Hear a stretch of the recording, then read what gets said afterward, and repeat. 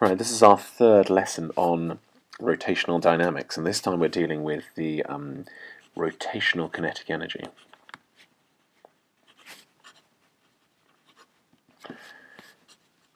Okay, once again, remember that these rotational scalar quantities have linear equivalents.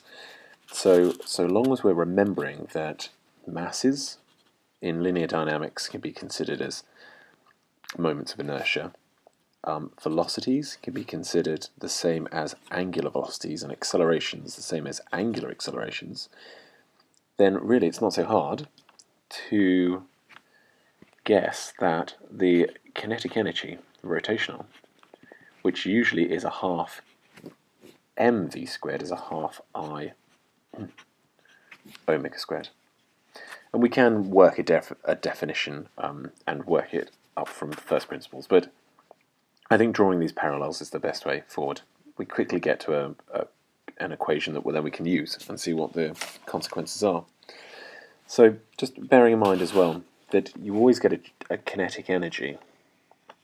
Well, let's just talk about how we might achieve this with a rotating body. We have a body which has a certain distance from the center, a force, and therefore that force produces a torque. And if there's a torque that's being produced, a torque produced over a certain, if there is a torque, then energy is being supplied. It's like saying work, it's like looking at the work done, which is the same as a force times a distance in the direction of motion.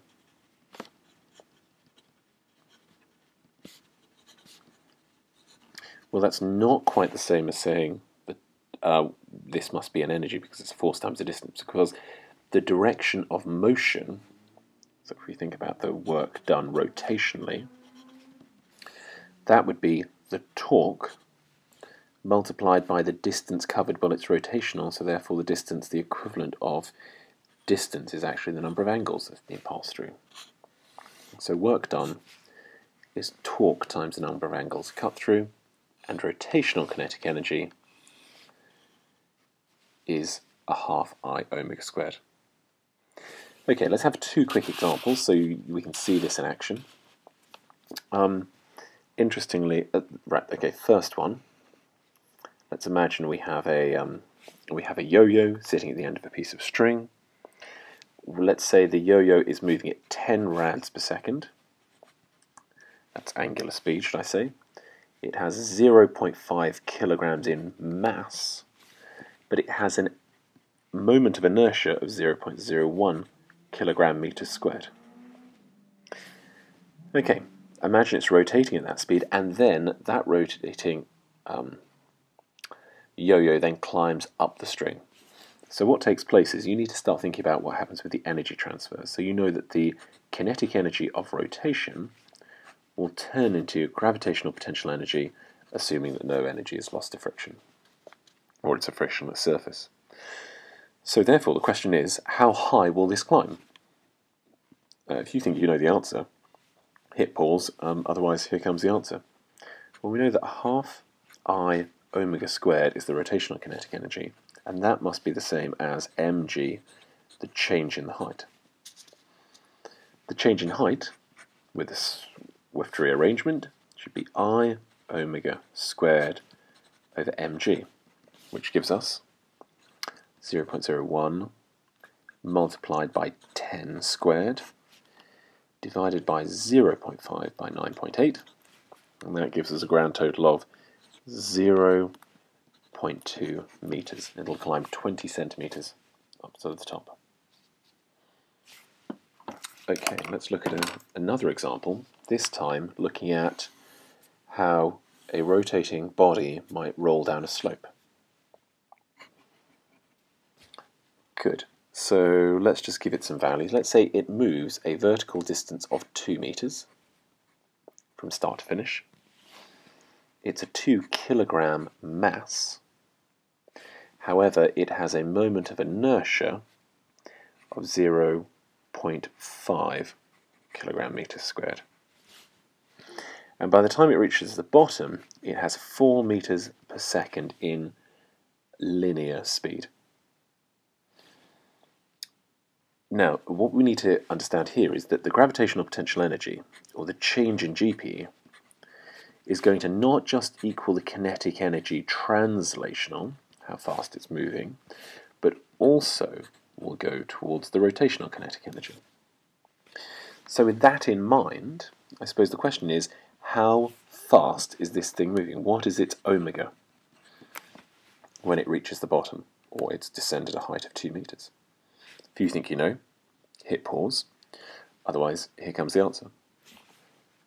Okay, so we have, I'll try and scrunch this in, mg delta h is going to be a half mv squared plus a half I omega squared. I think we have all the data we need. 2 by 10 by 2. Sorry, I used 9.8 before. Let's use 10. Makes life easier. A half by 2 by 4 squared plus a half I omega squared. A half I omega squared, once I take this side and minus this side, will give me 24. So then omega will be 24 times 2 divided by 0.5, which is the moment of inertia, all square rooted, which should give me, I'll just double check,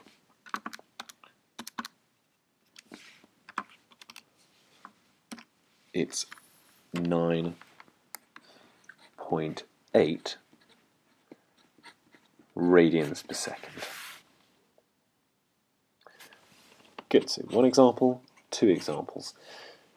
It's important to bear in mind, of course, we know the equation, but then think of the energy conversions that are going on. And if those make sense, the rest is maths. Okay, this is used in quite a few situations, rotational kinetic energy, because we can use them for something called flywheels, and these are explicitly stated, and therefore in the syllabus, so therefore they're likely to ask you to comment on them. Now, flywheels are spinning objects which often spin for a number of engineering functions. Let's imagine they're rotating. You either have them as, well, you can, which one should we describe first? Well, let's describe it as if you want to get it moving,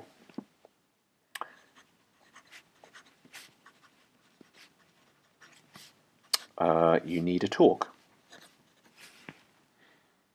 I'll write torque like that so you can see the letter is equivalent in our examples. If you have a torque, then that is going to produce the work done rotationally. The torque also produces an angular acceleration. So torques produce changes in speed.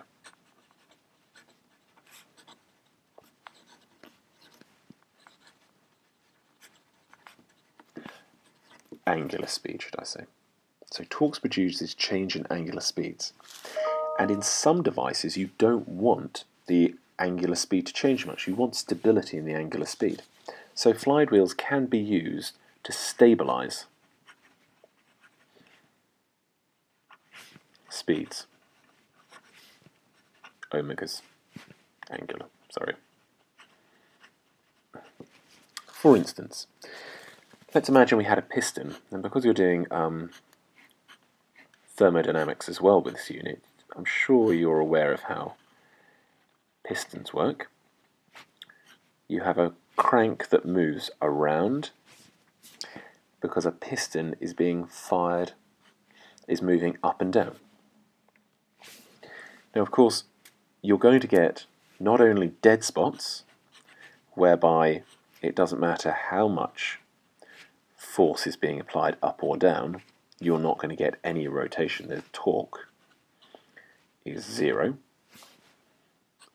Or you get points in which you have a maximum torque.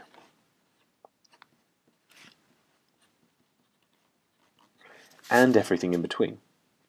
So that will mean at this point you'll have a slowing down, And at this point you have a speeding up. But you don't want that. In some systems you just want a nice constant rotation. So therefore, flywheels placing large objects with large moments of inertia will control the angular acceleration. Or in other words, drawing this back to kinetic energy, if this changes because the torque is changing, if I is very large, then the change in omega is going to be very small. So how do we achieve large I's?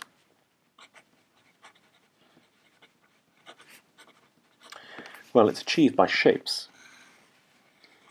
You will see lots of flywheels that are actually very large rims held together, held there with spokes. This shape has a moment of inertia which is mr squared, where that is the radius. If we had a solid disk, then the moment of inertia is a half mr squared. So therefore what you often see in flywheels are they're spoked and it's a rim that rushes around the outside, not a solid wheel, because you're achieving a high moment of inertia and therefore any change in angular speed is minimized. Good. So that's how you control things. And also, because this is the torque here is 0, this is called dead center.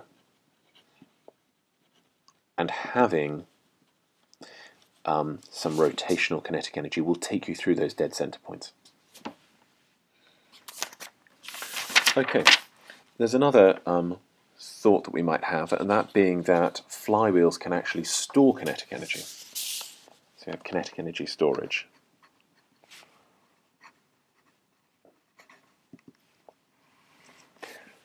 And if I just look to my notes here, let's imagine that, let's imagine that we have the mass of a rotating object. Here we go, of r. We can say that the mass of the rotating object is the area times the thickness times the density. In other case, volume times density is the mass. Now the moment of inertia is mass, well, of a solid disk. Let me define it. Solid disk is a half mr squared, which gives us a half pi, because I'm substituting this for my m, r squared t by rho r squared. And if I take my kinetic energy as being a half I omega squared, that gives us the final equation of a half pi t rho r to the 4 omega squared. So therefore, if you're looking to store kinetic energy, and this is the KERS system on F1 cars, thereby when they go into a corner, rather than braking with brake discs, they speed up a spinning disc, and then when they come back out of the corner, they use the kinetic energy of the speeding disc to pile back into the horsepower, kinetic energy retrieval systems. What you're looking to achieve is you're looking to achieve either a substantial angular velocity or a substantial radius, of which, of course, radius defines on the size you've got, but interestingly the limit of the rotational speeds is material dependent.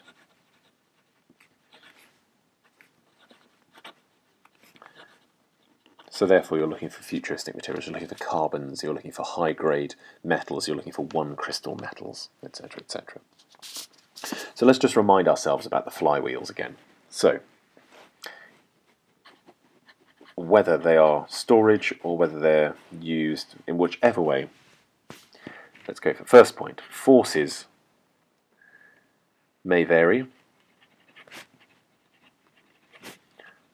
or radii might vary.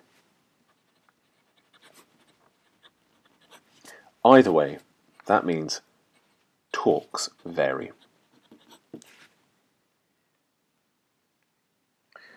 Okay, torques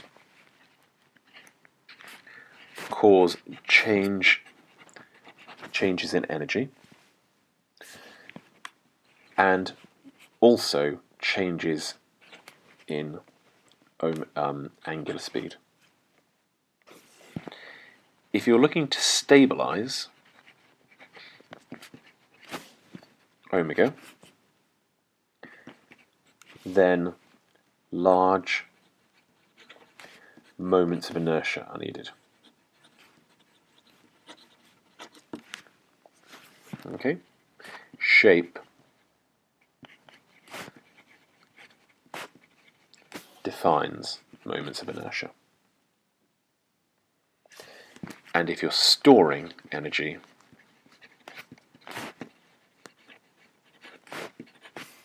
you need to consider omega squared and the r to the 4, because that's what it's proportional to. Fantastic. Okay, description over. Let's go back onto the ideas of now power. So we've got kinetic energy. How does power relate? Well, let's think to ourselves that the work done, we defined in the first page, is actually the torque multiplied by the number of angles you move through. If you're happy that the power is the work done in a given time period, it's the torque by number of angles divided by time, which gives us the torque multiplied by, well, the number of angles divided by the time gives us the angular speed. So therefore the power is the torque by the angular speed. If they ever use a question which refers to power, you know which equation you're using. Let me give you an example. We have a spinning hub of a wheel. So it's spoked. Sorry, terrible picture. I have a radius of 0.4 meters. It's moving at 8 hertz, and it takes 720 seconds to stop moving once we don't place any more, once no more work is being done. So there is a frictional torque happening.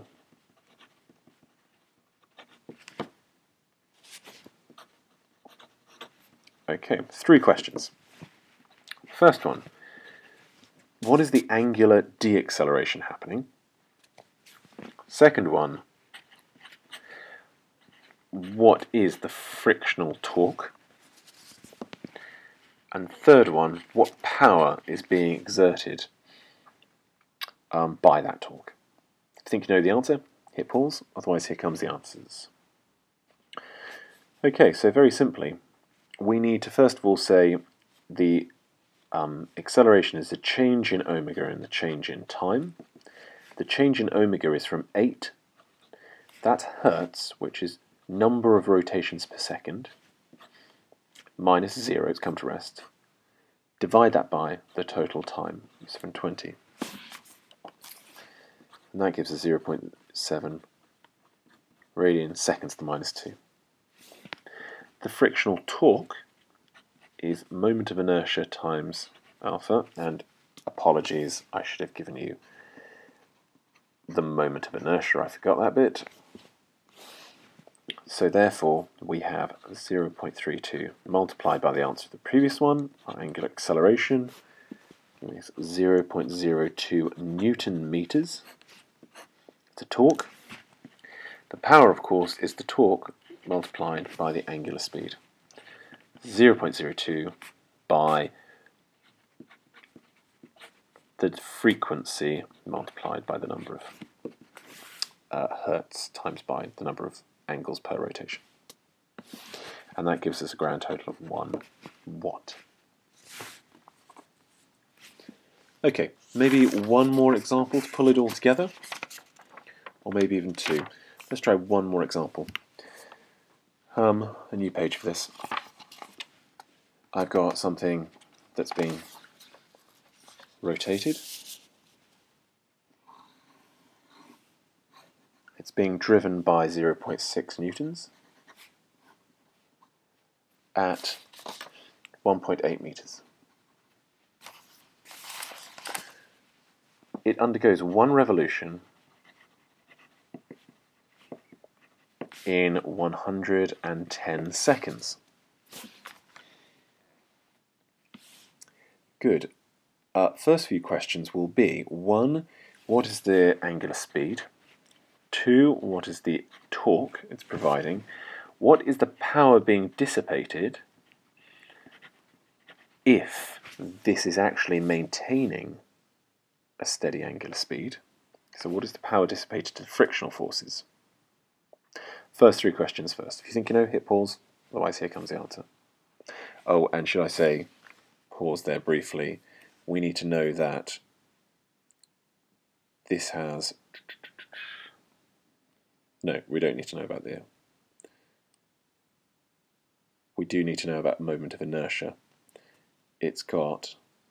No, we don't. Sorry, we don't. Okay. So, if you think you know, go for it. You've got enough information. Otherwise, here comes the answers. Okay, this is the speed is the number of rotations, or the number of angles, divided by the time, which gives us, very simply, 0.057 radians per second. The torque is going to be the force by the distance, which gives us 0.6 by 1.8, which is equal to 1.08 Newton meters. And the power dissipated is the torque multiplied by the angular speed, which is 0.057 by 1.08, giving us 0.06 watts. Now, second part of the question, if we remove the power to this system, it takes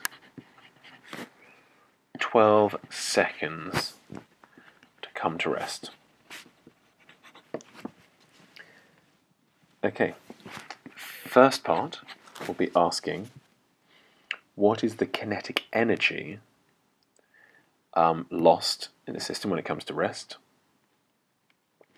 And the second part will be asking what's the moment of inertia, so what's the kinetic energy, and what's the moment of inertia of this system if it takes 12 seconds to come to rest.